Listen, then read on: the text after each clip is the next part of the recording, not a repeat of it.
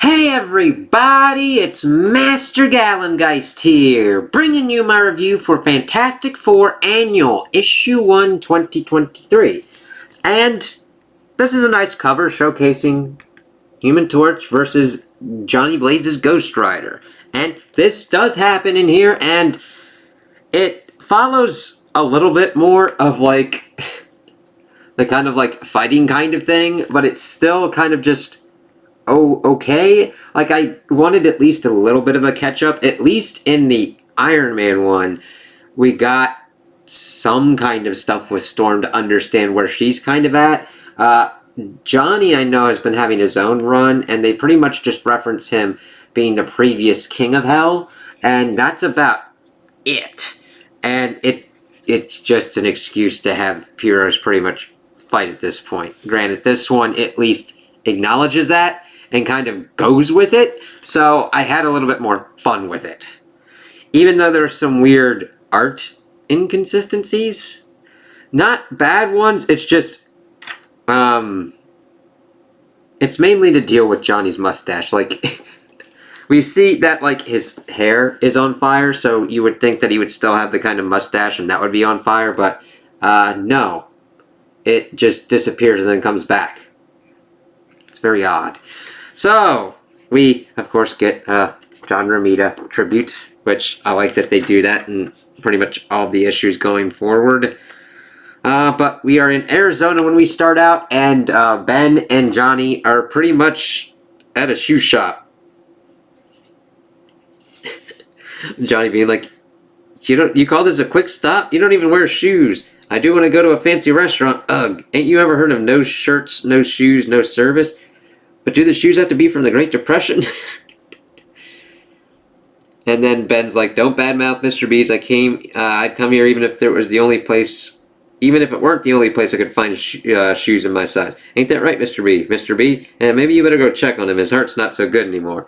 And Johnny's just like, what, you think he's dead? I love that. They're like going through this, and Johnny's like, oh God, why are you making me go try and like find him? This is like the best part and really kind of hits on Johnny's like, I really don't want to find a dead guy. So then he pretty much finds him on the, like, tries to go find him in the bathroom. And he's like, please don't be dead on the toilet, please don't be dead on the toilet. What the? And it's like, hell? It's like, alright. I mean, heck, don't worry, pal. You could say that here, as we see Johnny Blaze pretty much talking to him a little bit. He's like, what is this place? Beats me. I think it's supposed to be hell. Only something is not quite right. Trust me, I would know. And then Johnny's like, speaking of which, wouldn't you be able to pull some strings since you were like, I don't know, the King of Hell? He's like, I only ran the place. Buddy, I ran the place. Only I'm telling you this isn't hell. It's some sort of illusion. If it's not hell, then where are we? Someplace on Earth, possibly the Midwest.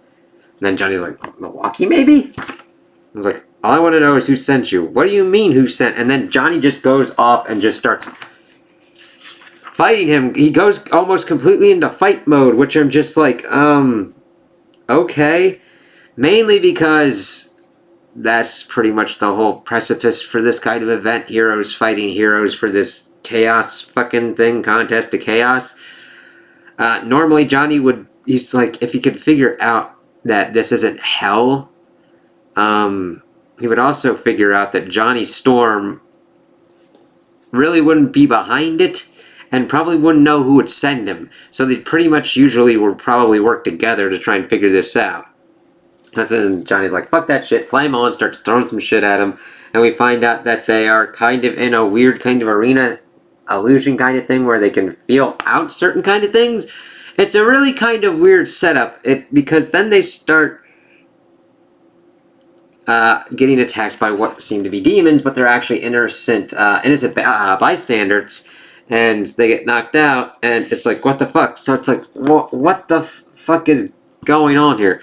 There's almost too much and too little going on at the same time. It's just, if they were fighting and trying to deal with, like, being contained in a certain kind of magical place, I would be better with that. This is just more like they found a weird spot in the middle of, like, a town, and then just started tossing people in. It's really kind of weird. So Johnny then goes full Ghost Rider, saying that he smells Johnny's sin and all that.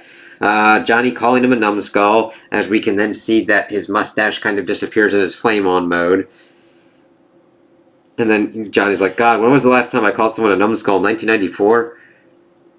And then, of course, Ghost Rider's like, you're no match for me. Firefly drowning in the flames of damnation. It's like, oh, you're a poet. You didn't even know it. Jokes, jokes, jokes. You and Spider-Man, all the rest. A copy of a copy of a copy. I'm like, that's a little bit harsh. Johnny's then, of course, like he's the first. And he's just like, fuck this shit. And then Johnny just books it. Johnny, like, this is the kind of correct thing. It's like, I'm going to try and outrun this thing and see if that kind of works. And then Ghost Rider just punches through a boulder, finds a fucking van, and then turns it into a ghost van. Which, by the way, art style wise, I do like the look of the van and Ghost Rider in here. That's just pretty gnarly. Also, I like the kind of like unicorn kind of thing. Hell unicorn. Johnny's like, what the fuck's that noise? And then, of course, Johnny commenting, like, why is he Johnny Blaze? If anything, he's barely on fire. If anything, I should be. And then he finds a pretty much hell train, as he says that it's neat. And then he pretty much tries to see if he can get it on board, but then he sees a cat with another cat in its throat, and he's like, fuck that shit. But then, of course, Ghost Rider's like, vengeance! It's like, okay. Like, there's more to Ghost Rider than him just trying to, like, beat wholesale ass and screaming vengeance. It's just kind of weird. And it's also kind of strange because we have his certain kind of speech bubbles here, and then his speech bubble changes up to... Wait a minute. No. My bad. I was going to say that the speech bubble changes, but it actually doesn't. It is just... Nope, they do keep it consistent. It's just on top of another black thing. So, cool. So they crash in. Johnny's kind of flamed down.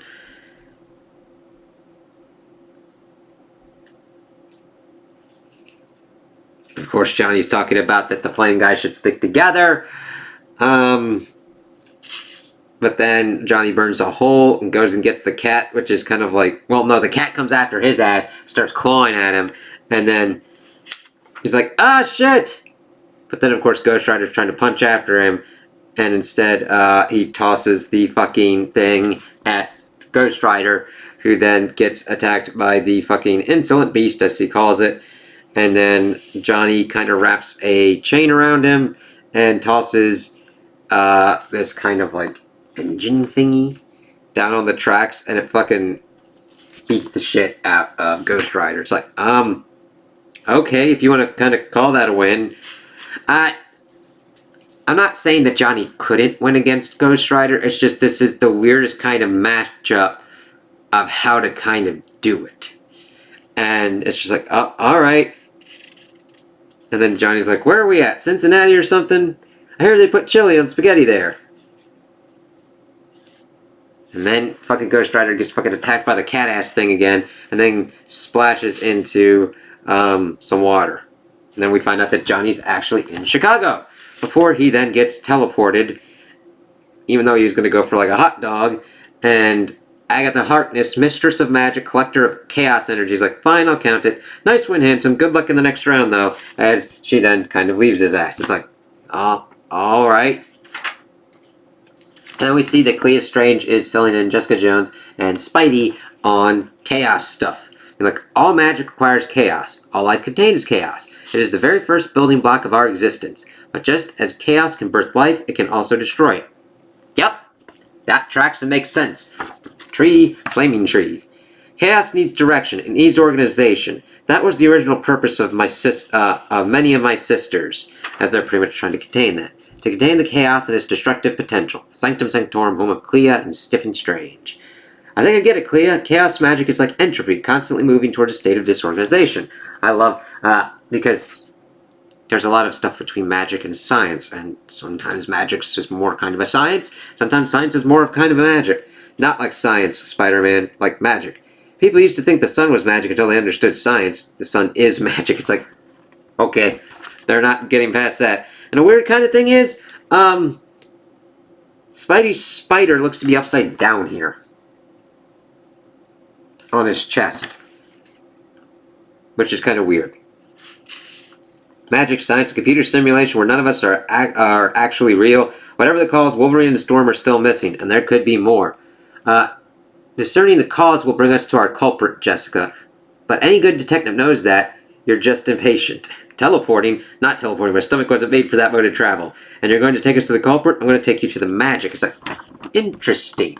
We will have to see how that kind of works out. And that's to be continued in, like, Moon Knight Annual, which, let's see, I'm not doing that one just because I haven't been keeping up with the series, though granted it seems like you will need to keep up the series with what's kind of going on. Then there's Spider-Gwen Annual, Venom Annual, X-Men Annual, and then the Avengers Annual, which I am looking into the Avengers one, which evidently is the last one, but I don't feel like I'm missing much with these. So this kind of follows the trend of what was going on with the Iron Man one. It's $4.99 if, like, I don't consider it a waste of money. I mean, the artwork's pretty decent. The action scenes kind of work out. We see Johnny using his kind of stuff. His powers more. Now, granted, that makes sense since it's billed more as a Fantastic Four one. Ghost Rider does a little bit of stuff in this one, but not to the degree that he's known for. They don't really showcase his power set very effectively here, except for, like, turning the van into a Ghost Rideable thing. And then he just kind of gets taken out kind of punkishly. I don't know. It's a weird situation because you can't really have him go full ham, bambo on it, depending upon status quo and what it could fuck up with their kind of respective series. So, if you want to skip this one, go for it. If you have been interested in the Contest of Chaos and understanding what's kind of going on with it, sure, go for it. But other than that, it doesn't really explain much of what's going on with the Contest of Chaos, unless, like, one of the beginning ones explained that more. And, of course, I'm coming in and do it at weird kind of spots, being like, hey, these are like these annuals. They should kind of tie in with the kind of series or whatnot. Now, that happened with the Thor one, even though MODOK came out of fuckballs nowhere and was like, yahoo! So, but I got enjoyment out of this one, but I could definitely see how this has problems. And you're like, oh, okay, I had at least a decent enough time with it. So, those are my opinions on the issue. Tell me what you guys think in the comments below. If you liked it, if you didn't like it, if you agree with me, if you disagree with me. Also, like and subscribe, and I hope you have a good day.